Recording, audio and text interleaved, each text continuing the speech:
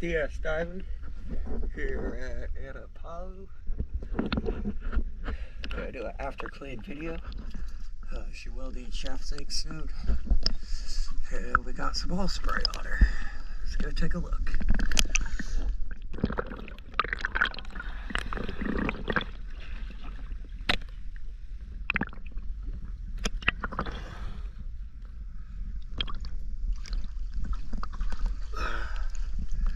The bootstrap sitting in the water right there a little bit. I couldn't get it the best. Same thing with this edge, but definitely cleaned up.